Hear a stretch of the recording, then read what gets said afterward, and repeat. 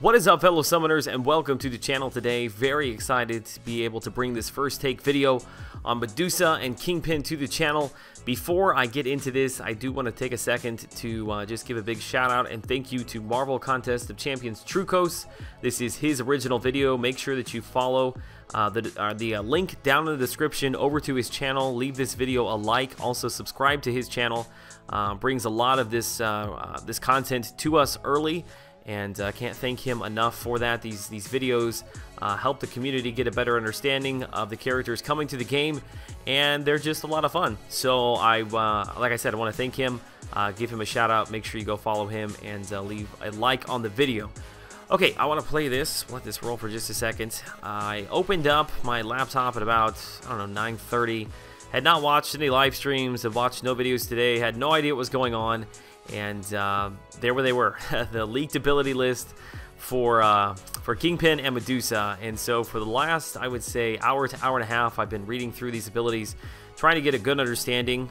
Even though we don't have animations or necessarily like percentages or timers, all that stuff, by reading through the ability list, you still have a fairly good understanding of where these characters' strengths and weaknesses are. What their main purposes are, if they have utility, all of that stuff you can find out by reading through the ability list.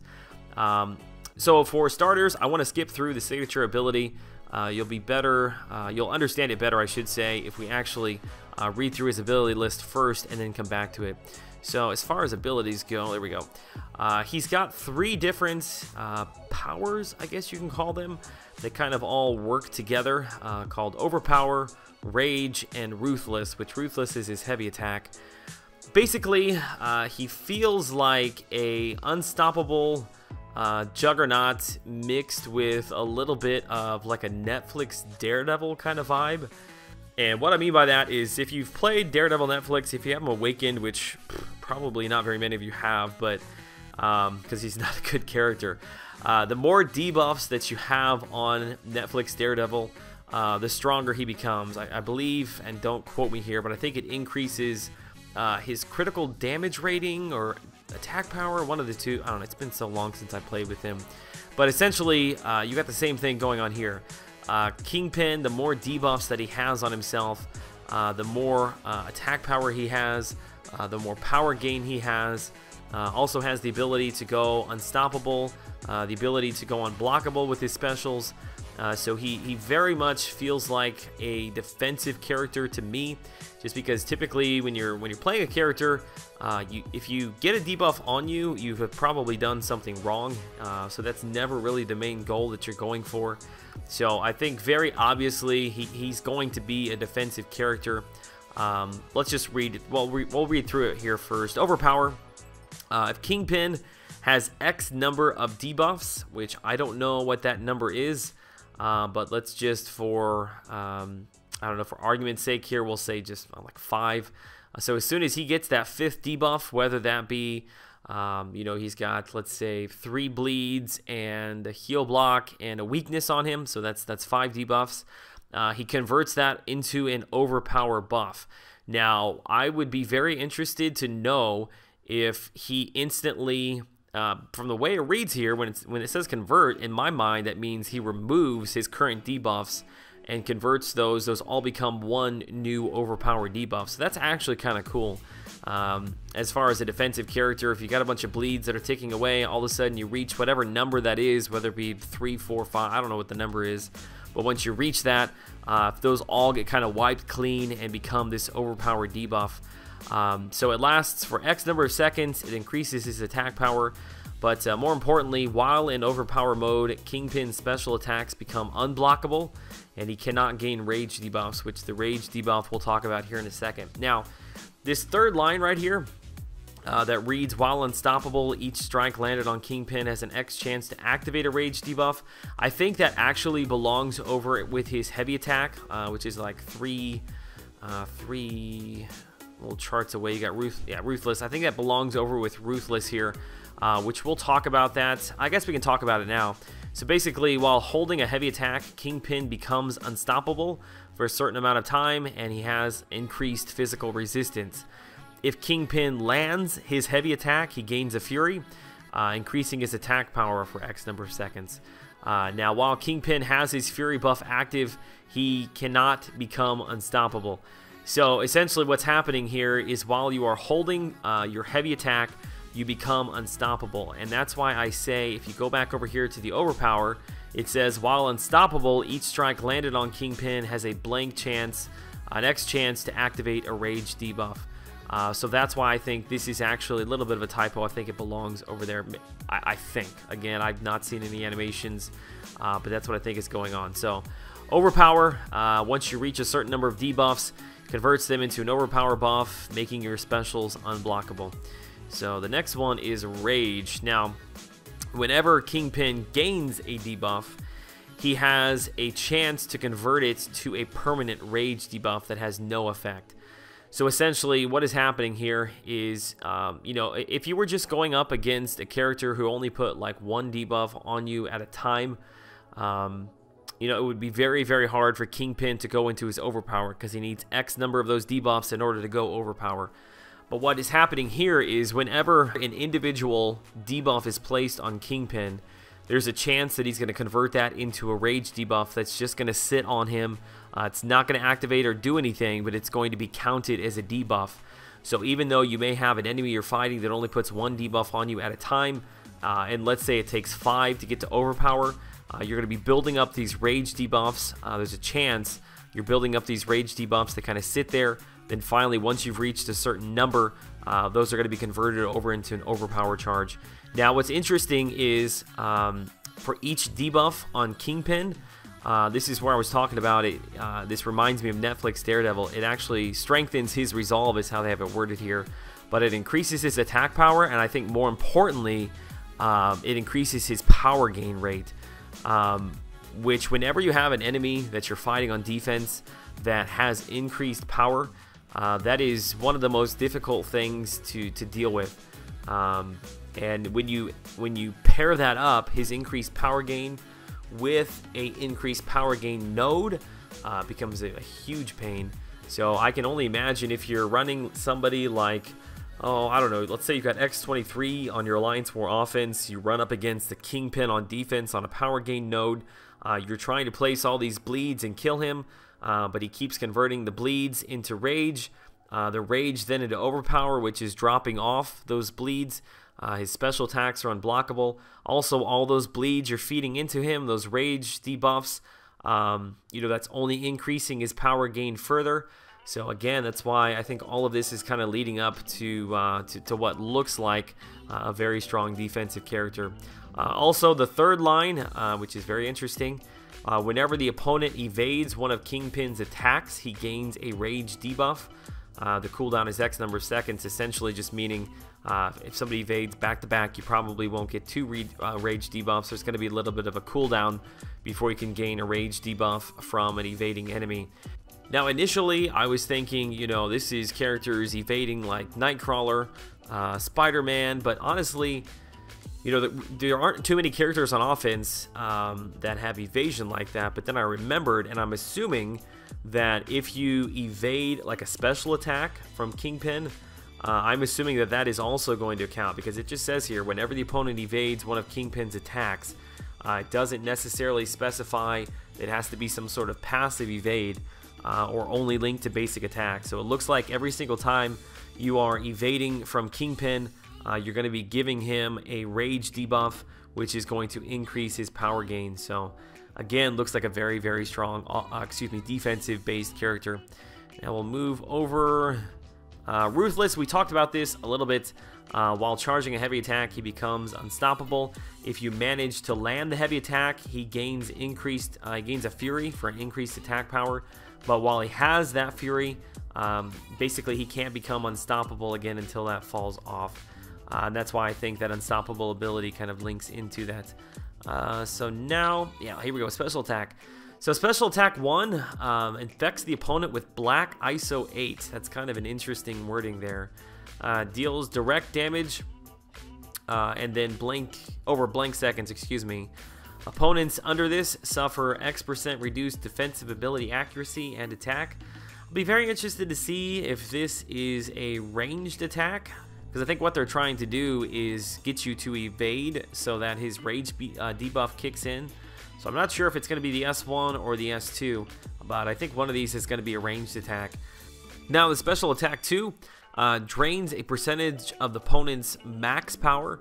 The potency is increased for each unique debuff on Kingpin. So again, this is all tying back to being a defensive character, because this is only going to benefit you the more debuffs you have on yourself, and that is never something that you want to see. But the key thing here is that it has to be a unique debuff. So even though you have multiple rage debuffs on yourself, that's not going to increase the power drain. You're going to have your rage, bleed on yourself, a weakness, any debuff that you have on yourself, regardless of stacks. It has to be unique in order for it to increase the power drain. And then for the special attack 3, Kingpin gains X number of rage debuffs. If he is currently in overpower mode, he instead refreshes the duration of overpower, which, remember, overpower gives him increased attack power, and then makes his S1 and his S2 unblockable. Now if we go all the way back to the beginning with his signature ability, oh, too far, let me go back right there. Signature ability is True Nature. He readies himself to bring his ill intent upon the contest, beginning the fight with X number of rage debuffs active on himself. So essentially what that means is, I don't know what number that is, but as soon as the fight starts, remember, for each debuff he has on himself, he's increasing his attack power and increasing his power gain. So you'll start the fight automatically with increase to both of those things, and then you'll be closer to an overpower charge as well. Then when Kingpin exits overpower mode, so once you've built up a certain number of debuffs or rage on yourself, you go into overpower. As soon as that falls off, there's a chance that you're going to gain additional rage debuffs. So it looks like when he's awakened, he's going to be kind of pushing himself into his overpower mode quite often, which you really need to keep an eye on. It means his S1 and S2 are going to be unblockable. I'll be very, very interested to see if his special attacks, I feel like at least one of them is going to be a ranged attack. Otherwise, a lot of this stuff would be kind of null and void. And I'll be very interested to see if one of these projectiles doesn't have like multiple parts to it to where you can't fully evade it, because that is going to be a huge pain. Overall, this character is certainly not what I was expecting him to be. I was thinking that maybe he was going to be more along the lines of like this large, just physically overpowering, attacking kind of a character. And he is that, but he's got a little bit more just kind of unique aspect about him, gameplay wise, that I think is going to make him a very strong defensive character. And honestly, the skill class doesn't have that many good defenders. I mean, Black Panther Civil War, I think, is about the only one in the skill class right now being used. And outside of that, we don't have any skill characters that are large models like this. So overall, I don't really know what I was expecting. But I think I'm pleasantly surprised by what I see, even though I think probably 99% of the time he's just going to be thrown on defense. But yeah, I'm excited to be able to see him, to play against him. Looks like he's going to be a lot of fun. Now switching gears here entirely over to Medusa. Where is she at? There she is right there, Medusa. Oh, there's a lot riding on her shoulders. The Cosmic class... The Cosmic class needs a strong character to kind of stand up next to Hyperion. Will she be the character? Well, let's just read through her abilities here first, and then I will give you kind of my opinion on her. As I did with Kingpin, I'm going to skip the signature ability. We'll talk about everything else, then we'll come back to it. So there's really not a lot to know about her. She's fairly straightforward. She's placing armor breaks on the enemy, which, let me start here, actually. Let me start right here. So your medium and heavy attacks, that's where I'm going to start. Your medium and heavy attacks, they break the opponent's armor, which I don't know if that's a chance for each medium and heavy attack. It doesn't really say it. I'm assuming that it's a chance on critical hits. Like right above it, it talks about critical light attacks, what it does. I'm assuming it must be critical medium and critical heavy attacks. It breaks the opponent's armor. And then what happens is once you get to a certain number of armor breaks, let me go back here. Once you get to a certain number of armor breaks, those are turned into an armor shattered debuff, which it doesn't say. Obviously, right there, it's X number of armor breaks. I don't know how many that's going to be. But once you get that Shattered debuff, it lasts for a certain amount of seconds. So there's a couple things that happen while the armor Shattered is active.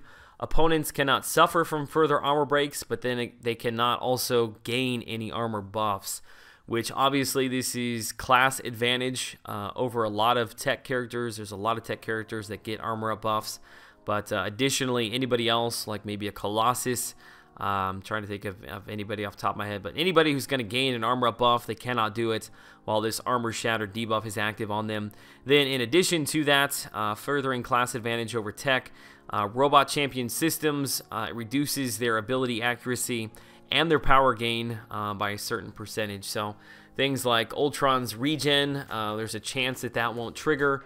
Maybe with Howard the Duck, when he gets to that certain percentage of his health, he's got a chance to place that debuff on you or kick in a regen himself.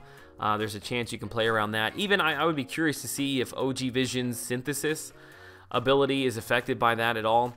Not a huge game changer, but just something obviously to be aware of. So then moving forward, so we talked about the medium and heavy attacks. That's what places the armor breaks that builds up to the Shattered armor. But then once you have the Shattered armor debuff on the enemy, your critical light attacks have a chance to inflict bleed, but only if the armor Shattered is active. It deals direct damage per second until the armored Shattered expires. So it will be very interesting to see how long that armored Shattered debuff lasts. And the other thing that I would be curious to see, and I would guess, is I bet that that ability, Shattered armor, is going to be, it's going to have a synergy that will increase it. That probably will increase its length, you know, maybe by a couple of seconds. If I had to guess, we might see something like that with Black Bolt, since I think that's her husband in the comics, husband-wife combo there. Just taking a shot in the dark, but since there isn't a lot to her, and what she does have is basically all built around Shattered armor, I bet you, we're going to see a synergy that will increase that. Special attack 1 inflicts a 4-hit combo, each breaking the opponent's armor and reducing their armor rating by X per stack. So essentially, I guess they say the hit combo because that's the chance it has to armor break. Is it 4 armor breaks? Yes, so it's a 4-hit combo, each breaking the opponent's armor, so it'll apply 4 armor breaks. So we know that at least Shattered armor, I'm assuming that it's going to be at least 4. Maybe the S1 automatically then applies the Shattered armor, but my guess is that the armor break is going to be higher than 4. Essentially nothing too crazy there with the S1. The S2, Medusa performs a 10-hit combo. Each hit has a chance to inflict a bleed if the armor Shattered is active. If the stunned opponent, it stuns the opponent if the armor Shattered is inactive. So again, you kind of want to build up those armor breaks, maybe use the S1, kind of wait and hold that S2 until you get the Shattered armor debuff on. Then when you unleash that, there's 10 hits, each hit having a chance to cause an additional bleed. Then obviously, if you would rather, you can stun the opponent with the S2 if the armor Shattered debuff is not active. That 10-hit combo, that's a lot of hits. I'll be curious to see kind of how that plays out. If it's not like a 1, 2, 3 hit and like a spin something with the hair like really fast, similar to like the Carnage S1 in order to get 10 hits in a decent amount of time. And then the S3, where's that one at? There it is. It automatically inflicts the armor Shattered, reducing the opponent's armor rating. So essentially, you can slap the S3 on there. I'm assuming that your armor breaks that you currently have active will stay. So for instance, let's say it takes 10 armor breaks to get to this Shattered armor, and I'm sitting on, let's say, 7 of them. I pop the S3, I automatically go into Shattered armor. I'm assuming that your current armor break stacks stay, and then if you were to get to, let's say, 10's the magic number, you get to 10, it's going to refresh that Shattered armor. That's kind of how I'm assuming it's going to work. Now, the big news here, obviously everybody wants to talk about, is over in the signature ability here. Living Strands. So basically Medusa gains a Fury buff every X seconds, up to a certain number of stacks. Each of these increases her attack power Also increases her block proficiency once she has 3 or more Fury buffs. And then this is the big one here. When struck twice, Medusa has a chance to auto-block with her hair, breaking the opponent's combo, which I have mentioned in several of my Champ Refresh videos, kind of automatic abilities like this. But unless I'm missing it, I think this is the very first time we've seen something like this come to the game. Now, for her to do this, it's going to cost a certain number of Fury buffs. This can trigger parry. So not only does it mess up the opponent's combo, cough cough Star-Lord, but it also can parry stun them. Basically, it's an automatic stun. I don't know how many Furies this is going to cost to use. I'm assuming it's probably a decent number. And I guess whatever that number is, if you don't have that many Furies, it's just not going to activate. So I guess you just have to kind of keep your eye out for, let's say it's 4 Fury buffs. As soon as she gets the 4 Fury buffs, if you're fighting against her, you just have to know after 2 hits, there's a chance you're going to get an auto block. Now, it looks like her Furies, she builds them based on a timer, so every certain amount of time she gets a Fury. So if you're kind of slow playing this and waiting for her Furies to build up to a certain point and then fall off and restart again, I guess that's one way that you could play around this auto block feature.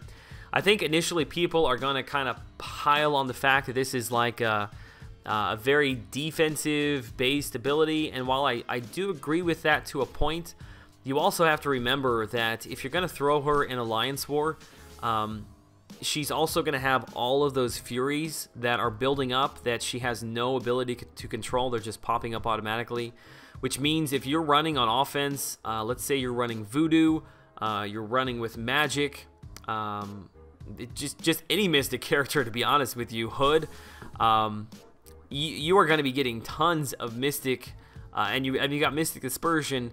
You're going to be getting tons of power from all of those Fury buffs, because once those things finally fall off, whatever they stack to, I'm gonna bet you money is probably going to be a full bar of power, if not like a bar and a half. So while I do see her being useful as a defensive character, I think there is a little bit of balance there in the fact that Mystic Dispersion is going to tear her up. Now, as I mentioned at the beginning, the Cosmic class is in kind of a weird place right now. Like, there's been several Cosmic characters come to the game in the last couple of months. We've had King Groot, Angela, and Carnage, and they well, let me just say they've missed the mark in Carnage and King Groot. Angela is a good character, but Angela really didn't bring anything to the Cosmic class that the Cosmic class didn't already have. You know, the Cosmic class is all about Fury. It's all about doing damage. You've got Drax, Hyperion, Angela, Miss Marvel, Captain Marvel, Thor. It's all about just straight smashing face. And I guess I was hoping that, you know, Kabam, I feel like we complained about this enough that Kabam would make an effort to bring a Cosmic character to the game that brings something new to the class.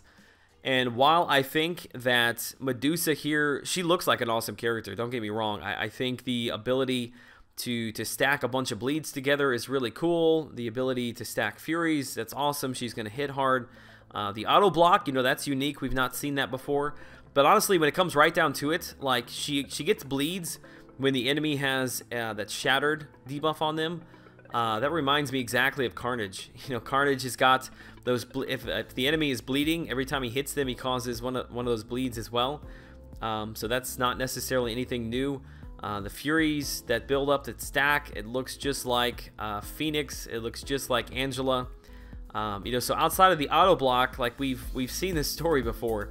So even if she comes to the contest and she hits really hard, you know, the Cosmic class has got that. You know, the Cosmic class has Angela. It has Hyperion. It has Drax. It already has really good bleeds. So I don't know. I don't want to be too down. I want to give her her full chance to shine in the sun, and I hope she's an excellent character.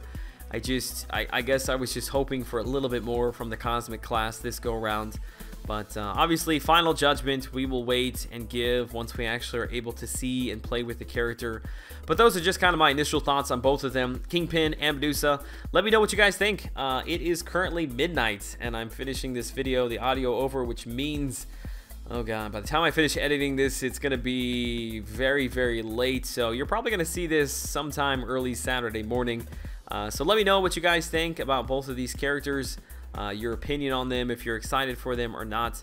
As I mentioned before, shout out to Trucos. Make sure you go into the description, follow the link to his channel, and leave a sub, leave a like on the video. Alright guys, until I see you in the next one, have a great day.